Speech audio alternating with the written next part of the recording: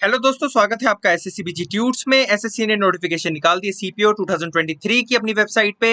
इस वीडियो के अंत तक बने रहना, फुल डिटेल वीडियो मिलने वाली है। अगर इस चैनल पे नए हो तो प्लीज सब्सक्राइब कर देना, उस नोटिफिकेशन बेल आइकन को भी दबा देना, उसके बाद ऑल पे क्लिक कर देना ताकि आपके नोटिफिकेशन बार में टाइम टू टाइम नोटिफिकेशन आती रहे हर वीडियो की। अगर हम बात करें तो इसमें आपको सब इंस्पेक्टर की पोस्ट मिलती है, किसमें Delhi police and central arm police forces, जिसमें आपकी सीआरपीएफ, आईटीबीपी, एसएसबी, सीआईएसएफ और बीएसएफ आपकी जिसमें अकाउंट होती है। डेट्स ऑफ सबमिशन की बात करें, मतलब इंपॉर्टेंट डेट की बात करें तो 22 जुलाई से इसके फॉर्म शुरू हो चुके हैं, यानी आज से। एंड 15 अगस्त इसकी लास्ट डेट है। टोटल आपके पास 20 से 25 दिन है, तो लास्ट डेट का वेट बिल्कुल मत करना। आपको पता है साइट हैवी हो जाती है एंड एसएससी कई बार एक्सटेंड कर देती है डेट, कई बार नहीं भी करती। अगर हम ऑनलाइन एग्जामिनेशन की बात करें जिसका पेपर 1 है, तो उसकी अक्टूबर इन्होंने टेंटेटिव मंथ बता रखा है, अभी कोई डेट एज इट इज नहीं बताई इन्होंने। ठीक है। अगर हम बात करें sub inspector general duty CAPF की, तो ये लेवल 6 की जॉब होती है आपकी, जिसमें आपका बेसिक पे स्टार्टिंग 35,400 होता है। मतलब इन हैंड सैलरी ऑलमोस्ट आपकी 55 से 60,000 के करीब होती है, तो काफी अच्छी स्टार्टिंग सैलरी होती है। तभी बच्चे इसे छोड़ते भी नहीं इस जॉब को। ठीक है।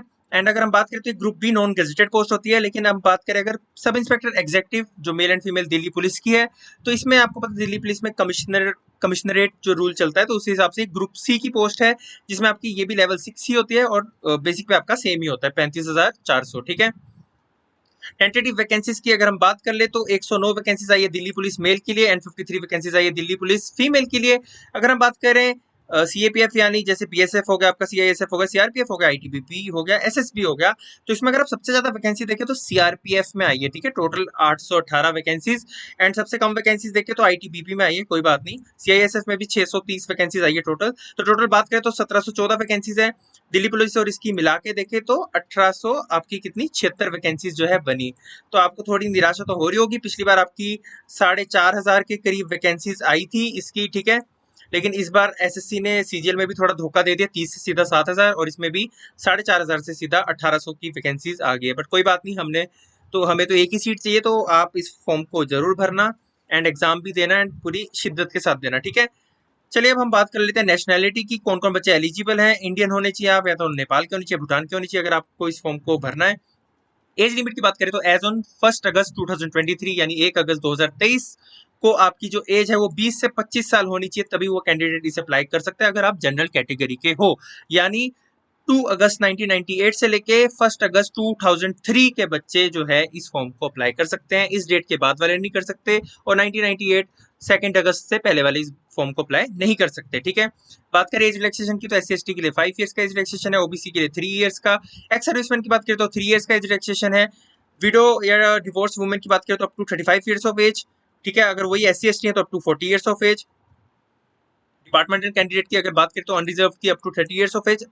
शर्त यह है कि उन्होंने 3 साल तक जो है रेगुलर सर्विस की होनी चाहिए डिपार्टमेंट पे। डिपार्टमेंटल कैंडिडेट ओबीसी की बात करें तो up to 33 years of age. Condition वही है कि 3 साल की सर्विस होनी चाहिए कम से कम। एससी/एसटी की बात करें तो up to 35 years of age. ठीक है। तो ये आपका एज रिलैक्सेशन हो गया। अब हम बात कर लेते हैं इसकी एसेंशियल एजुकेशन क्वालिफिकेशन की। Education qualification age on last date मांगी गई यानी 15 अगस्त 2023 को। आपके पास ग्रेजुएशन होनी चाहिए सिर्फ, और कुछ नहीं मांगा इन्होंने। बैचलर्स डिग्री होनी चाहिए फ्रॉम एनी रिकॉग्नाइज्ड यूनिवर्सिटी। ठीक है। और साथ ही साथ आपकी जो डिग्री आपके हाथ में होनी चाहिए एंड डेट के दिन। मतलब ऐसा नहीं है कि तो मतलब इसमें कुछ वो दिया नहीं है कि फाइनल ईयर्स के बच्चे अप्लाई कर सकते हैं, नहीं। तो जैसे कि इन्होंने बोला कि एंड डेट के दिन आपके हाथ में आपकी ग्रेजुएशन होनी चाहिए पूरी विद रिजल्ट, तो इसका मतलब फाइनल ईयर के जो बच्चे हैं वो अप्लाई नहीं कर सकते। ठीक है। ये बच्चों का डाउट होता है, इसलिए मैंने पहले ही क्लियर कर दिया। अब हम बात कर लेते हैं for the post of sub inspector in Delhi police. ठीक है। अब हम अगर बात करें तो सिर्फ दिल्ली पुलिस के जो मेल कैंडिडेट्स हैं, जैसा कि आपको पता हो थोड़े दिन पहले चंडीगढ़ पुलिस की भी आई थी, तो उसमें भी सिर्फ मेल कैंडिडेट के लिए उन्होंने बोला था आपका वैलिड लाइसेंस होना चाहिए फॉर एलएमवी यानी light motor vehicle, motorcycle and car. ठीक है। तो दोनों का होना चाहिए, उसमें भी यही कंडीशन दी थी आपकी। ठीक है। साथ ही साथ जो लड़के सीएपीएफ में अप्लाई करना चाहते हैं तो वहां पे ऐसा लाइसेंस का कोई क्राइटेरिया नहीं है। ठीक है। तो दिल्ली पुलिस में ही है, आपके पास लाइसेंस होना चाहिए। लेकिन सीएपीएफ में आपका लाइसेंस नहीं भी हुआ तो भी चलेगा, आप अप्लाई कर सकते हो। जैसे जिन बच्चों के पास लाइसेंस नहीं होता ना, तो वो सोचते हैं हम इतनी जल्दी अप्लाई कैसे करें, कैसे बनाए, तो आपके पास है वैकेंसीज, आप सीएपीएफ में अप्लाई कर लेना, यानी सीआरपीएफ, आईटीबीपी, इन सब में। ठीक है। हाउ टू अप्लाई की अगर बात करें तो आपको पता है, आपको ssc.nic.in पे जाना है, वहां पे आपको नोटिफिकेशन दिख जाएगी व्हाट्स न्यू में, एंड वहां पे जाके आप अप्लाई कर सकते हो। ठीक है। अब हम बात कर लेते हैं इसकी ऑनलाइन फीस। तो एसएससी फीस तो हमेशा कम ही रखता है, 100 रुपये इसकी फीस है, जिसमें वीमेन कैंडिडेट को कोई फीस नहीं है, SC ST कैंडिडेट्स को कोई फीस नहीं है, एक्स सर्विसमैन को कोई फीस नहीं है, और बाकी कैंडिडेट्स यानी जो जनरल हो गए, ओबीसी हो गए, EWS हो गए, उन्हें जो है 100 रुपीज फीस है, जो कि ज़्यादा नहीं है, तो आप भर सकते हैं। ठीक है, बात करें application for correction. For example आपका कोई गलती हो गया, आपने फॉर्म भरा 15 अगस्त को, आपको याद आया, अरे अरे भाई मैंने तो गलत ही भर दिया, तो कोई नहीं, 16 अगस्त और 17 अगस्त आपको मिलेगा आपको आपकी गलती सुधारने के लिए। बट इसके बाद कोई गलती मत कर देना, क्योंकि फिर इसके बाद आपको नहीं मिलेगा, जो आपकी डिटेल गई है एज इट इज जाएगी, तो आपकी फिर एप्लीकेशन फॉर्म रिजेक्ट भी हो सकता है। फॉर एग्जाम्पल आपने नाम गलत भर दिया, डेट ऑफ बर्थ गलत भर दी, ठीक है, तो इस 2 दिन मिलेंगे आपको करेक्ट करने के लिए। वैसे तो गलती करना ही मत स्टार्टिंग में ही, ठीक है, बट फिर भी अगर हो जाती है तो 2 दिन आपको मिलने वाले हैं।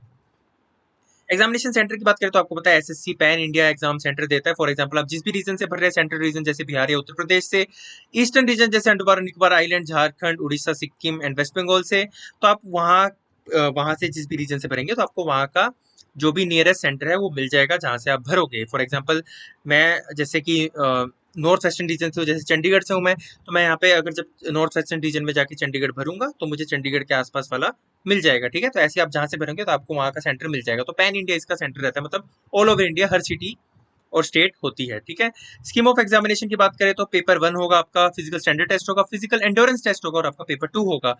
पेपर 1 की बात करें तो आपके 4 सेक्शन आएंगे, जैसे टीयर 1 एग्जामिनेशन होता है आपका सीजीएल का या किसी भी एग्जामिनेशन का, तो इसमें जनरल इंटेलिजेंस से रीजनिंग आएगी, 50 क्वेश्चन 50 मार्क्स आपके। ठीक है, general knowledge and general awareness आएगी आपकी, 50 question 50 marks, quantitative aptitude, general English comprehension 50 question and 50 marks. ठीक है, कंबाइंड ये 2 घंटे का पेपर होगा। ठीक है, वैसे आपको पता है जो सीजीएल होता है वो सिर्फ 1 घंटे का होता है, लेकिन इसमें थोड़ा खेल भी आगे आपको बताता हूँ।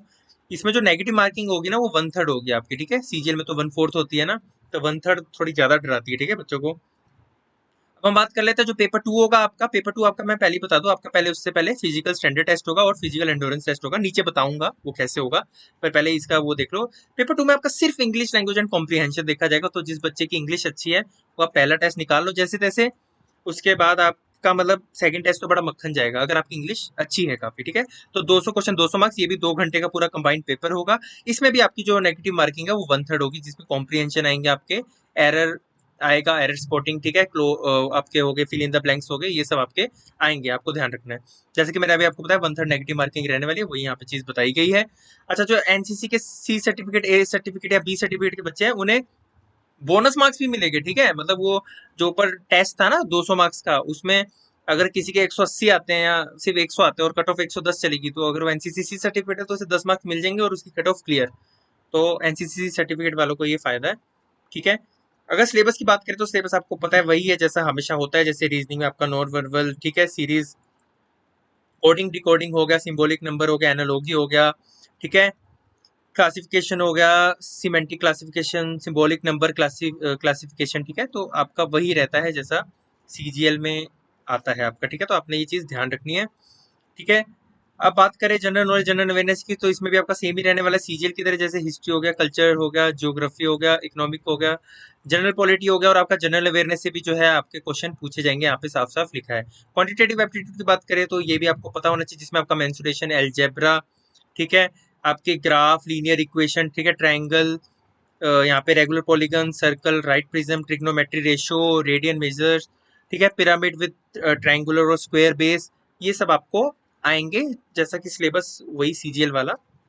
तो ये उन बच्चों को बता रहा हूँ जो एकदम नए हैं इसमें, जो अभी अभी ग्रेजुएट हुए हैं, इस फॉर्म को भर रहे हैं, जिन्हें पता है उन्हें तो पता ही होगा। ठीक है, और इसका तो चेंज भी नहीं हुआ, जैसे सीजीएल का तो एग्जाम पैटर्न भी चेंज हुआ, सीपीओ का अभी तक नहीं हो रखा। ठीक है, इंग्लिश कॉम्प्रिहेंशन में वही आपकी अंडरस्टैंडिंग देखी जाएगी इंग्लिश के लिए। ठीक है, पेपर 2 की बात करें तो ये तो है ही पूरा इंग्लिश लैंग्वेज एंड कॉम्प्रिहेंशन, जैसे कि मैंने आपको बताया, वोकैबुलरी होगा, आपका स्पेलिंग टेस्ट होगा, ग्रामर, सेंटेंस स्ट्रक्चर, ठीक है, सिनोनिम्स, एंटोनिम्स, जैसे कि हर पेपर में आता है, idiom and phrases and comprehension, तो ये तो सेम ही है। ठीक है, फिजिकल, अब बात करते हैं फिजिकल स्टैंडर्ड टेस्ट की।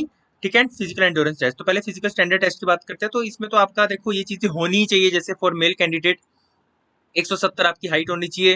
ठीक है, जो हिली एरिया के उनके लिए 165 मतलब 5 सेंटीमीटर का रिलैक्सेशन दे दिया, और जो एसटी कैंडिडेट है उनके लिए 7.5 सेंटीमीटर का रिलैक्सेशन दे दिया, यानी 162.5। ऐसी फीमेल कैंडिडेट के लिए 157, एंड अगर हिली एरिया के तो 155 एंड 154 अगर वो एसटी हैं। और अगर चेस्ट की बात करें तो unexpanded 80 centimetre and with expansion मतलब 5 सेंटीमीटर का एक्सपेंशन अलाउड है। ऐसी सिमिलरली हिली एरिया के लिए भी सेम रहेगा आपका, एंड जो एसटी कैंडिडेट्स हैं उनके लिए 77 सेंटीमीटर एंड वही 5 सेंटीमीटर का एक्सपेंशन के साथ 82 सेंटीमीटर तक अलाउड है। ठीक है, बात करें तो वेट आपका हाइट के अकॉर्डिंग नापा जाएगा। आपको ये चार्ट मिल जाएगा, अगर आप ऑनलाइन चेक करोगे तो वहाँ पे साफ चार्ट लिखा होगा वेट टू जो हाइट रेशो होती है, मतलब कितनी होनी चाहिए स्टैंडर्ड जो होती है, उससे 1-2 किलो ऊपर नीचे चल सकता है, पर ज़्यादा नहीं। 3-4 किलो हुआ तो आपको कम करना पड़ेगा। ठीक है, फिजिकल एंडोरेंस टेस्ट की बात करें तो इसमें मेल कैंडिडेट की बात करें तो आपकी 100 मीटर की रेस होगी 16 सेकंड में, 1.6 किलोमीटर की रेस होगी 6.5 मिनट में, 3.65 मीटर की लॉन्ग जंप आपको मारनी पड़ेगी। 3 चांसेस मिलेंगे, तीनों में से किसी एक में भी मारनी तो आप क्वालिफाई हो जाओगे। ये पूरा क्वालिफाइंग इन नेचर होता है। ठीक है, ये आपको ध्यान रखना है। हाई जंप 1.2 मीटर, 3 चांसेस मिलेगी। शॉर्ट पुट, ठीक है, 4.5 मीटर का आपको फेंकनी है, 3 चांसेस मिलेगी। फीमेल कैंडिडेट की बात करें तो 100 मीटर की रेस 18 सेकंड में, 800 मीटर की रेस 4 मिनट में, 2.7 मीटर की long jump 3 chances and high jump 0.9 metre की 3 चांसेस एंड कोई शॉर्ट पुट इनके लिए नहीं है। ठीक है, ये चीज़ आपको ध्यान रखनी है। ठीक है, तो ये आपका मेडिकल टेस्ट वगैरह हो जाएगा। इसके बाद जो है आपकी अपॉइंटमेंट इसमें हो जाएगी। लेकिन आपको एक चीज़ ध्यान रखनी है, जो भी ये मेडिकल टेस्ट वगैरह है, जो फिजिकल एंड्योरेंस टेस्ट है, इसके बाद आपका पेपर 2 होगा। ठीक है, पेपर 1 के बाद आपका पहले पीएसटी यानी फिजिकल स्टैंडर्ड टेस्ट आपका जो देखा जाएगा कि मतलब आपकी हाइट सही है, आपका चेस्ट सही है। ठीक है, एंड उसके बाद मतलब इसमें तो आपका नेचुरली होना चाहिए, नहीं है तो आपको अभी इस पे वर्कआउट करना शुरू कर देना चाहिए। ठीक है, एंड फिजिकल एंडोरेंस टेस्ट की अगर बात करें तो ये तो आपको वहीं पे अपनी स्ट्रेंथ जाके दिखानी है। ठीक है, तो ये था कुछ एसएससी सीपीओ के बारे में, यानी सब इंस्पेक्टर इन दिल्ली पुलिस और सीएपीएफ के बारे में एक कंप्लीट डिटेल इन्फॉर्मेशन। अगर आपको ये इन्फॉर्मेटिव लगी है वीडियो एंड इस पार्ट तक बने हुए तो प्लीज इस चैनल को सब्सक्राइब कर देना, लाइक कर देना इस वीडियो को एंड शेयर कर देना उन सभी दोस्तों के साथ जो गवर्नमेंट जॉब की तैयारी कर रहे हैं। Thank you.